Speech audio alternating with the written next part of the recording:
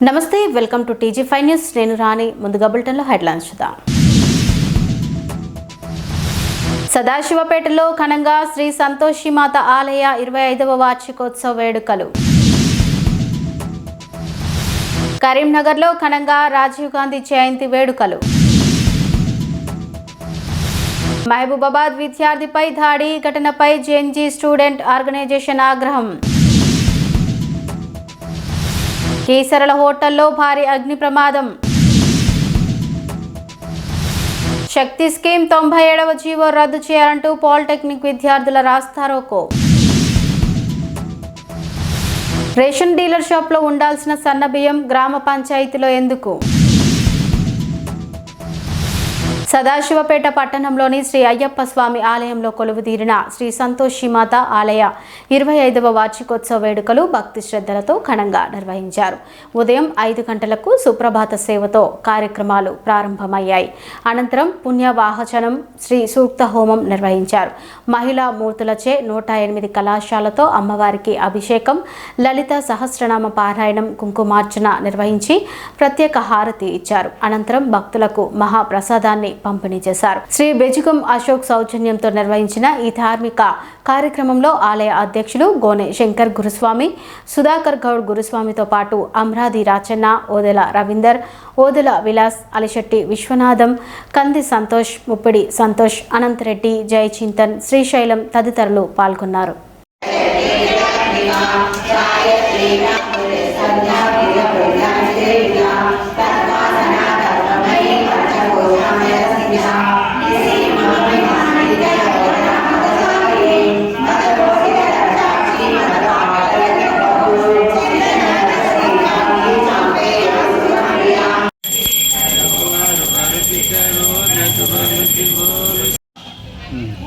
వీరేశపన్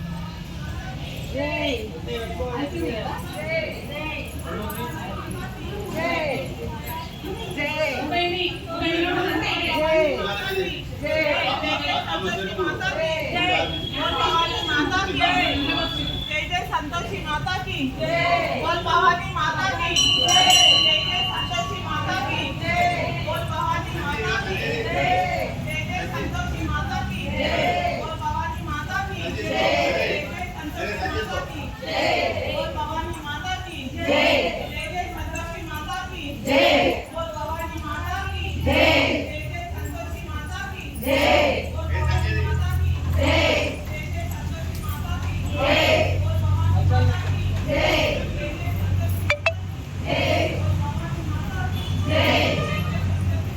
जय, बोल भवानी माता की जय, जय जय संतोषी माता की जय.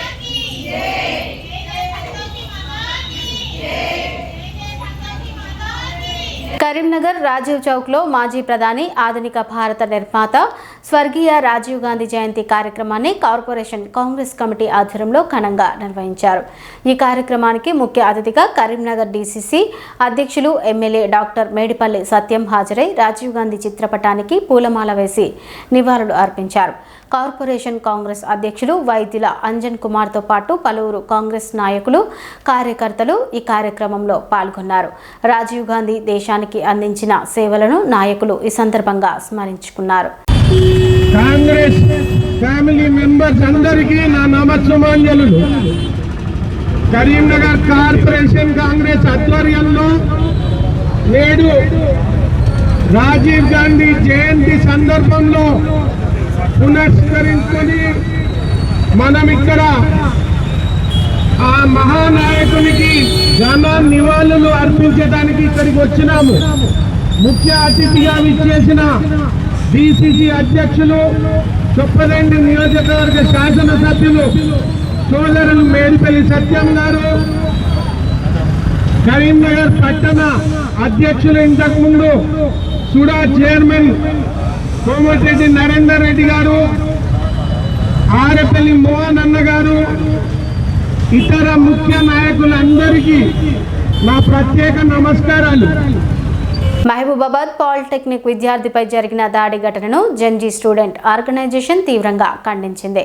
ఈ మేరకు ఉస్మానియా యూనివర్సిటీ ఆర్ట్స్ కళాశాల వద్ద విలేకరుల సమావేశం నిర్వహించారు. విద్యార్థులపై అనుచితంగా ప్రవర్తించారనే ఆరోపణలు ఎదుర్కొంటున్న సిఐ రఘుపతి రెడ్డిపై ప్రభుత్వం వెంటనే సమగ్ర విచారణ చేపట్టి విచారణ పూర్తయ్యే వరకు సస్పెండ్ చేయాలని సంస్థ ఫౌండర్ శివాజీ డిమాండ్ చేశారు.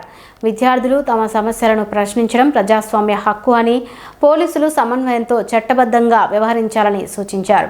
విద్యార్థులపై దాడులు, బెదిరింపులు పునరావృతం కాకుండా ప్రభుత్వం కఠిన చర్యలు తీసుకోవాలని కోరారు.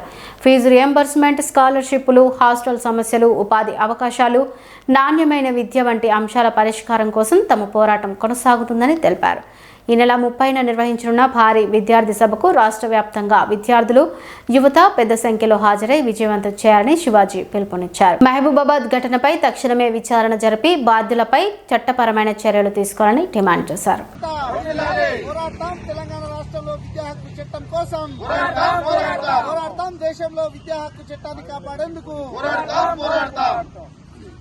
మహాసభలను చేయండి. జంజీ నడిపే 30వ తారీఖు మహాసభలను చేయాలి. మహబాద్ లో పాలిటెక్నిక్ విద్యార్థిపై చేయి చేసుకున్న సిఐని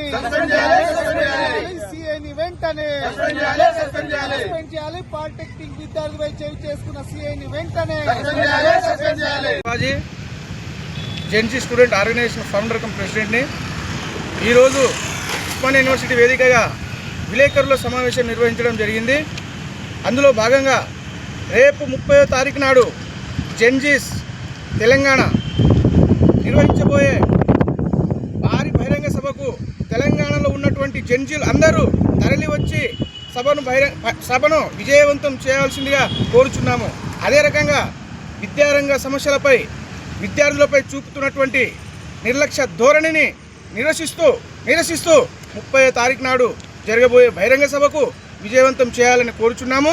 అదేవిధంగా మేధావులు, కళాకారులు, కవులు మేము 30న నిర్వహించబోయే సభకు అందరూ సహకరించాలని ఈ సందర్భంగా కోరుచున్నాము. ఇదే రకంగా తెలంగాణలో నిన్న మహబూబాబాద్లో సిఐ రఘుపతి రెడ్డి అని సిఐ తెలంగాణలో ఉన్నటువంటి ఒక పాలిటెక్నిక్ విద్యార్థిపై గొంతు పిసిగి భయభ్రాంతులకు గురి చేయడం వల్ల ఆయన చాలా తీవ్ర ఆందోళనకు లోనవడం జరిగింది. దానికి బాధ్యత వహిస్తూ రఘుపతి రెడ్డి సిఐ ఎమ్మటే ప్రభుత్వం అతన్ని సస్పెండ్ చేయాలని ఈరోజు జెన్జీ ఉస్మానియా యూనివర్సిటీ తరఫున పిలుపుస్తున్నాము. అతనికి సస్పెండ్ చేయని పక్షంలో భారీ ఎత్తున తెలంగాణ వ్యాప్తంగా ధర్నాలకు పిలిపిస్తామని ఈ సందర్భంగా ఉస్మానియా యూనివర్సిటీ వేదికగా అతన్ని హెచ్చరిస్తా ఉన్నాము. ప్రభుత్వం ఎమ్మటే స్పందించి అతనికి తక్షణమే విధుల నుంచి తొలగించాలని డిమాండ్ చేస్తున్నాము. మేడ్చల్ జిల్లా కీసర మండలంలో హోటల్లో అగ్ని ప్రమాదం చోటు చేసుకుంది. కీసర పోలీస్ స్టేషన్ పరిధిలోని సర్వణ హోటల్లో సిలిండర్ లీకేజ్ కారణంగా మంటలు చెలరేగినట్లు సమాచారం. ఒక్కసారిగా మంటలు వ్యాపించడంతో హోటల్లోని సామాగ్రి పూర్తిగా దగ్ధమైనట్లు తెలుస్తోంది. ఈ ప్రమాదంలో సుమారు 5 లక్షల మేర ఆస్తి నష్టం జరిగినట్లు ప్రాథమిక సమాచారం. ఘటనపై సమాచారం అందుకున్న పోలీసులు, సంబంధిత అధికారులు అక్కడికి చేరుకుని వివరాలను సేకరిస్తున్నారు.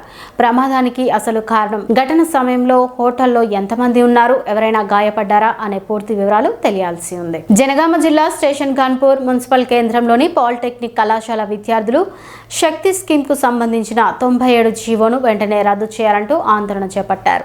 163వ నంబర్ జాతీయ రహదారిపై రాస్తారోకో నిర్వహించి తమ నిరసనను వ్యక్తం చేశారు. ఈ సందర్భంగా విద్యార్థులు ప్రధాన ప్రతిపక్ష పార్టీ బీఆర్ఎస్ మాజీ డిప్యూటీ సీఎం డాక్టర్ తాటికొండ రాజయ్యను కలిసి తమకు మద్దతు ఇవ్వాలని కోరుతూ వినతి పత్రం అందజేశారు. 97 జీవోను వెంటనే రద్దు చేయాలని డిమాండ్ చేసిన విద్యార్థులు ప్రభుత్వం స్పందించకపోతే అసెంబ్లీని సైతం ముట్టడిస్తామని హెచ్చరించారు.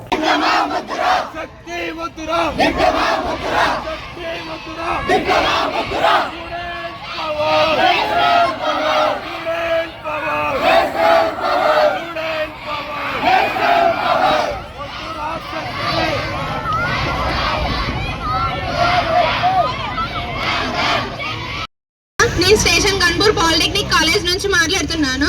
మేము 3 రోజుల నుంచి ధర్నా చేస్తున్నాం. ఎందుకనంటే మా డిప్లొమా స్టూడెంట్స్ ని శక్తి అనే దాంతో కలుపుతున్నారు. మేము ఇంత డిప్లొమా సెలెక్ట్ చేసుకున్నది ఎందుకంటే మా లైఫ్ లో తొందరగా సెటిల్ కావాలని. అంతకంటే మించి మేము సెలెక్ట్ చేసుకున్నది ఎందుకంటే మా పేరెంట్స్ దగ్గర డబ్బులు లేవు. ఇదైతే తొందరగా సెటిల్ అవి మేము ఏదైనా హెల్ప్ చేయొచ్చు మా పేరెంట్స్ అనే ఉద్దేశంతో మేము డిప్లొమాని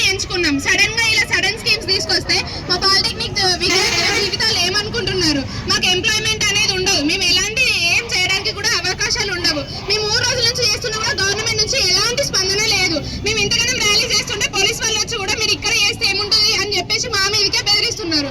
మాకు సాయం చేసేది పోయి మమ్మల్ని మా మీదకే రివర్స్ అవుతున్నారు. మేము ఎంతగానో చేసినా కూడా మా పాలిటెక్నిక్ స్టూడెంట్స్ శక్తి స్కీమ్ ని 097 రద్దు చేయాలని మేము ఎంతగానో కోరుకుంటున్నాం. కానీ అయినా కూడా ఈ గవర్నమెంట్ నుంచి 3 రోజుల నుంచి చేస్తున్నా ఎలాంటి స్పందన లేదు. ఇప్పటికైనా గవర్నమెంట్ దీన్ని గుర్తిస్తానని అనుకుంటున్నాం. ఒకవేళ 097 కనుక రద్దు చేయకపోతే మేము అసెంబ్లీని కూడా ముట్టడి చేయడానికి సిద్ధంగా ఉన్నాం. ఈ ర్యాలీని ఇలానే కొనసాగించుకుంటాం. సీఎం రేవంత్ రెడ్డి దీన్ని మరి చూసి మరి మాకు ఏదో ఒక సాయం చేస్తారని మేము అనుకుంటున్నాం. విద్యాశాఖ మంత్రిగా విద్యార్థుల జీవితాలతో చెలగాటలు ఆడుకుంటే మా జీవితాలు మా భవిష్యత్తు తరాలు ఏం కావాలి? మా పేరెంట్స్ ఎంతగానో ఆశలు పెట్టుకుంటే మా మీద మా జీవితాలు మధ్యలో ఇలా లేటు కాకుండా మధ్యలోకి వచ్చిన తర్వాత ఇట్లా సడన్ స్కీమ్స్ ఇస్తే మేము ఏం అనుకోవాలి? దీనిపైన గట్టి చర్యలు తీసుకోవాలని కోరుకుంటున్నాను.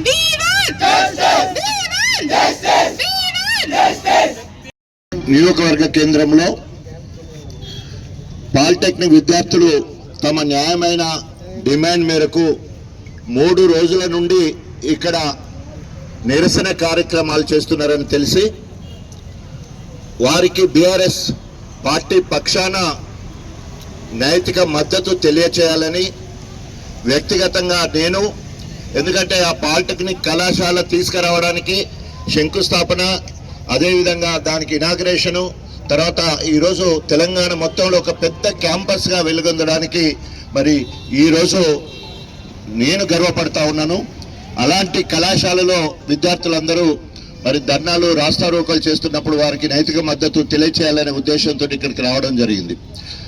ఇది పాలిటెక్నిక్ కళాశాల సాంకేతిక శాఖలో ఉండి పాలిటెక్నిక్ కంప్లీట్ అయితే వారికి మరి ఇంజనీర్లుగా, సబ్ ఇంజనీర్లుగా వారికి ప్రభుత్వ సంస్థల్లో, ప్రభుత్వ రంగ సంస్థల్లో, ప్రైవేటు సంస్థల్లో కూడా ఉద్యోగ అవకాశాలు ఉంటాయి.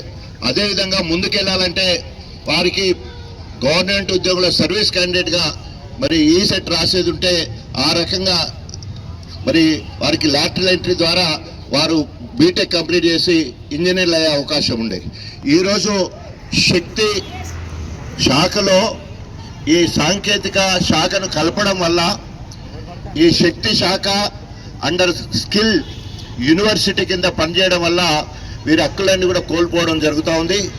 దీన్ని బీఆర్ఎస్ పార్టీ పక్షాన రఘునాథ్పల్లి గ్రామ పంచాయతీ కార్యాలయంలో పీడీఎస్ సన్న బియ్యం నిల్వ చేయడంపై గ్రామస్తులు అనుమానం వ్యక్తం చేస్తున్నారు. రేషన్ డీలర్ వద్ద ఉండాల్సిన బియ్యం గ్రామ పంచాయతీ కార్యాలయంలో ఎందుకు నిల్వ చేశారంటూ స్థానికులు ప్రశ్నిస్తున్నారు. ప్రభుత్వ ఆదేశాల ప్రకారం ప్రతి గ్రామంలో రేషన్ డీలర్లకు బియ్యం నిల్వ చేసుకునేందుకు అవకాశం ఉన్నప్పటికీ రేషన్ డీలర్ ఇంటి ఆవరణలో కాకుండా గ్రామ పంచాయతీలో పీడీఎస్ బియ్యాన్ని నిల్వ చేయాల్సిన అవసరం ఏమొచ్చిందని స్థానికులు ప్రశ్నిస్తున్నారు. గ్రామ సర్పంచ్ ఎడ్ల వెంకటయ్య తన కార్యాలయంలో పీడీఎస్ బియ్యాన్ని ఎందుకు నిల్వ చేశారనే దానిపై స్పష్టత ఇవ్వాలని డిమాండ్ చేస్తున్నారు. ఈ వ్యవహారంపై సంబంధిత అధికారులు విచారణ చేపట్టి వాస్తవాలను వెల్లడించాలని గ్రామస్తులు కోరుతున్నారు.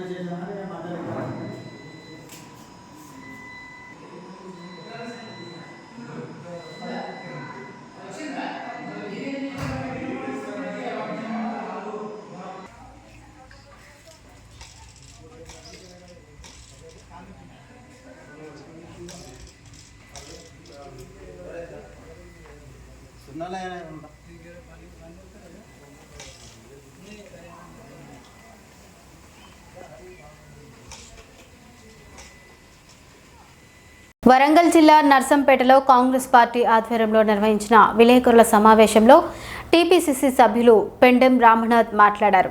మాజీ ఎమ్మెల్యే పెద్ది సుదర్శన్ రెడ్డి మృతి అత్యంత బాధాకరమని ఆయన అన్నారు. నర్సంపేట పట్టణంలో మాజీ ఎమ్మెల్యే పెద్ది సుదర్శన్ రెడ్డి విగ్రహాన్ని ఏర్పాటు చేస్తామని తెలిపారు. పెద్ది సుదర్శన్ రెడ్డి అనారోగ్యానికి గురైన సమయంలో గ్రీన్ ఛానల్ ద్వారా హైదరాబాద్కు తరలించిన ఘనత తమ ప్రభుత్వానిదేనని రమనాథ్ పేర్కొన్నారు. ఆయన అంత్యక్రియలను కూడా ప్రభుత్వ లాంఛనాలతో నిర్వహించామని తెలిపారు. మాజీ ఎమ్మెల్యే మృతిపై చిల్లర రాజకీయాలు చేయడం మానుకోవాలని కాంగ్రెస్ నాయకులు సూచించారు. టకా మంచిగా విగ్రహాలను తయారు చేయించి కాంస్య విగ్రహాలను తీసుకొచ్చుకొని పెట్టుకుంటే మేము ఏమైనా కాదన్నావా? ఇప్పుడు ఎమ్మెల్యే గారు మేము చేసినట్టు ఆ విగ్రహాన్ని మీరు అధికారులను అడగండి.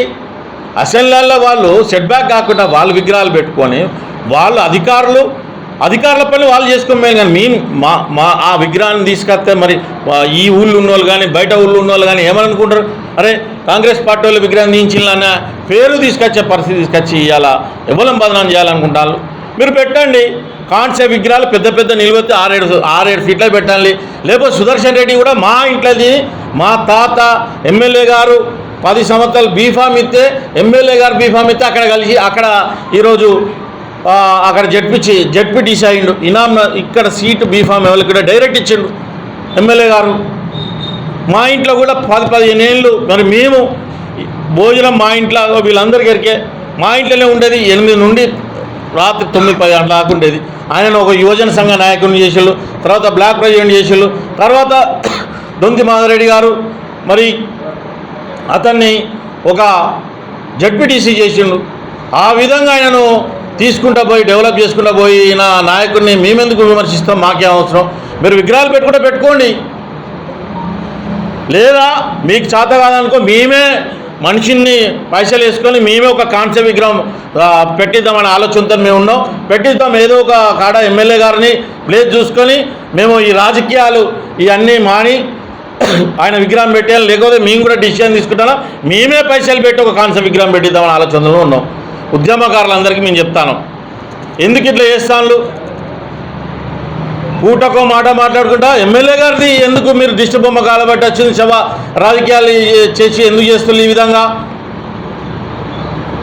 చిల్లర రాజకీయాలు చేసుకుంటా ఒక్కొక్కరు ఎవరెవరు ఇవాళ మీరు ఏమేమి చేస్తానో ఏమేమి మాట్లాడతానో ఒక్కొక్కరిని ఇంతము మా తమ్ముడు అన్నట్టు చేస్తే ఒక్కొక్కరిని ఏ విధంగా అంటే మీ యొక్క ఉద్యమకారులే బట్టలు ఇప్పించకూడదు. చిల్లర మాటలు మాట్లాడితే నాలుకలకి ఎక్కడికక్కడికి కత్తిరిస్తాం. మరి ప్రజల చేత మరి చావు దెబ్బలు పడే పరిస్థితి ఉంటుంది. ఎక్కడిదక్కడ నిర్బంధం చేస్తాం. ఒక్కొక్కళ్ళ చట్టా తీసి మరి ఎవరెవరు ఏం చేస్తారనేది ప్రతి ఒక్కటి మాకు తెలుసు. అయినా కానీ గత 10 సంవత్సరాల వాళ్ళ అధికారంలో ఉన్నప్పుడు మేము మా ఎమ్మెల్యే గారు కానీ మేము కానీ ఏం పట్టించుకోలే. ప్రతిదీ పూస కూర్చున్నా కానీ ఎమ్మెల్యే గారు ఉన్న వెంట ఎమ్మెల్యే గారితో ఉన్నోళ్ళ మీద ప్రతిదీ చీటికి మాటికి స్టేట్మెంట్లు ఇచ్చి ప్రభుత్వాన్ని మమ్మల్ని అవహేళనపరిచినట్టు మా కుటుంబాలను అవహేళనపరిచినట్టు చేస్తాను. మరి ఖబర్దార్ మీరు రోడ్ల మీద తిరగకుండా కూడా మరి మహిళలు యువకులు ఇక్కడ ఉన్న సంఘటిత ప్రజలందరూ ఉద్యమకారులు ప్రతి ఒక్కరు మీకు బుద్ధి చెప్తారు. రాజకీయాలు చేస్తే ఒక ఆరోగ్యకరమైన రాజకీయాలు చేయాలి.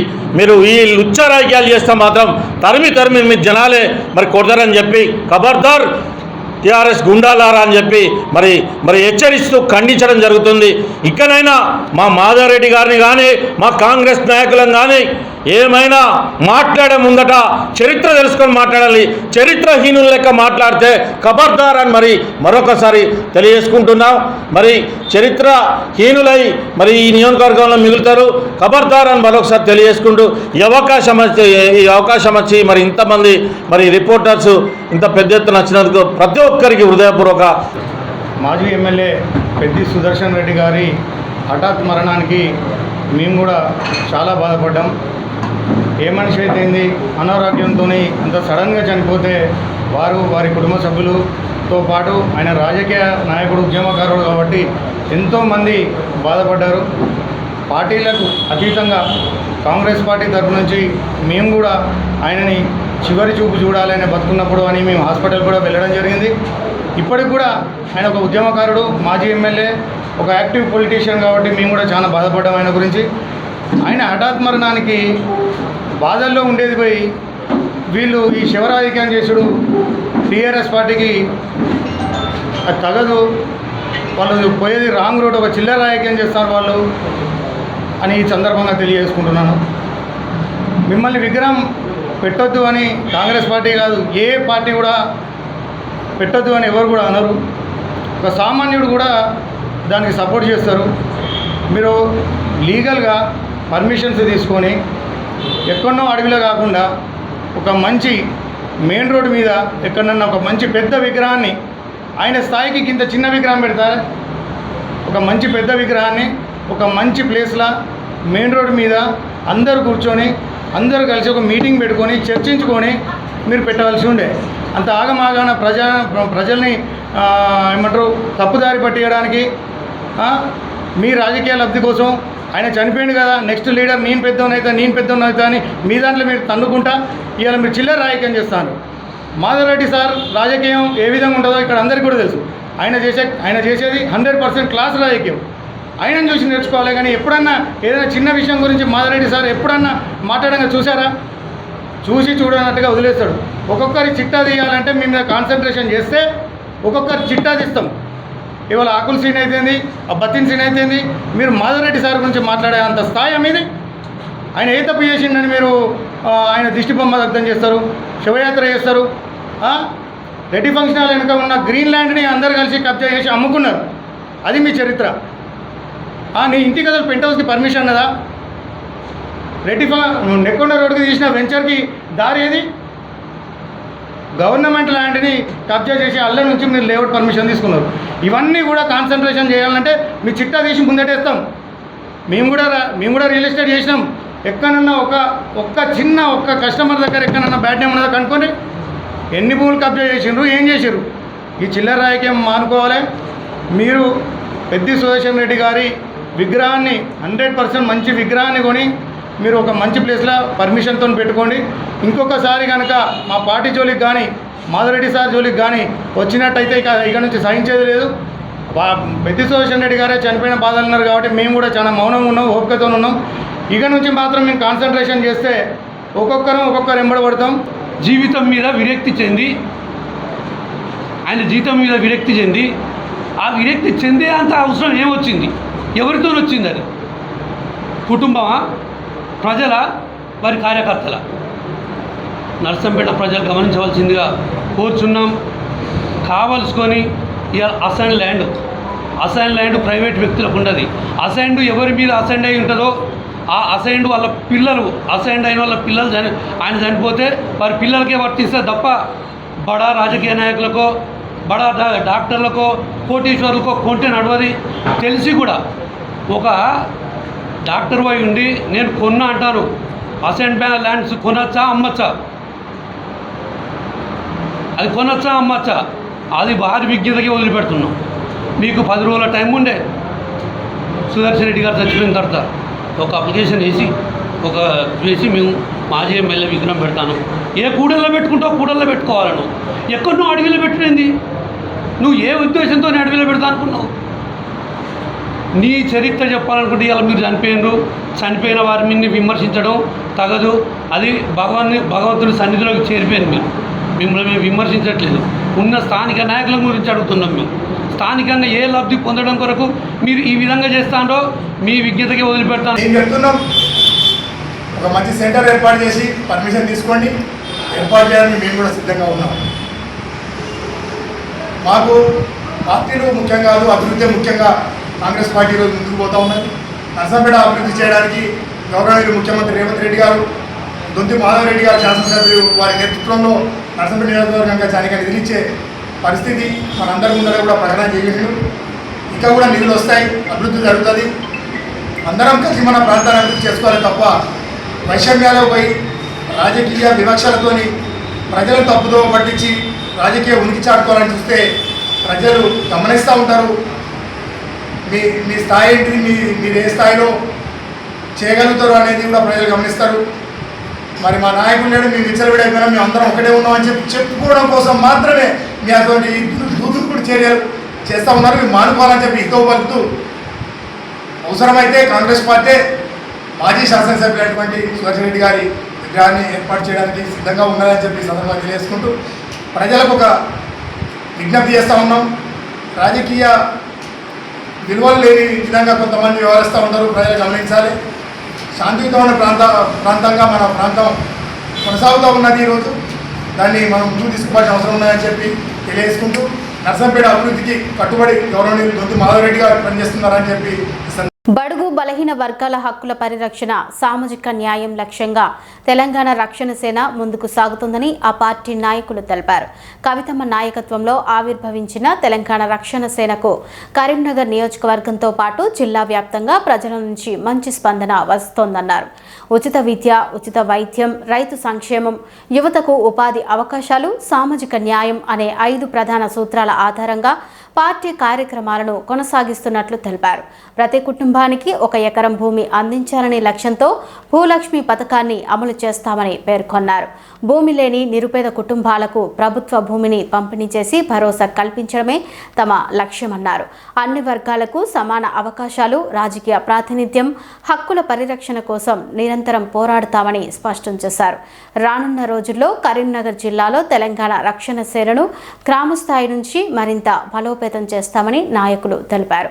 పార్టీ అధికారంలోకి వస్తే భూలక్ష్మి పథకాన్ని అమలు చేసి పేద కుటుంబాలకు భూమి అందించేందుకు కృషి చేస్తామని చెప్పారు.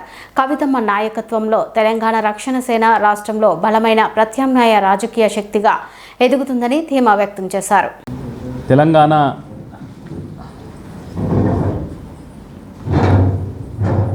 తెలంగాణ రక్షణ సేన బడుగు బలహీన వర్గాల హక్కుల కోసం, తెలంగాణలో సమసమాజ స్థాపన కోసం, సామాజిక న్యాయం కోసం ఏ వర్గాలైతే ఈరోజు సమాన హక్కులకు దూరంగా ఉన్నాయో వారి యొక్క హక్కుల పరిరక్షణ కోసం తెలంగాణ రక్షణ సేన కవితమ్మ నాయకత్వంలో ఆవిర్భవించినటువంటి మాట మీ అందరూ కూడా తెలుసు.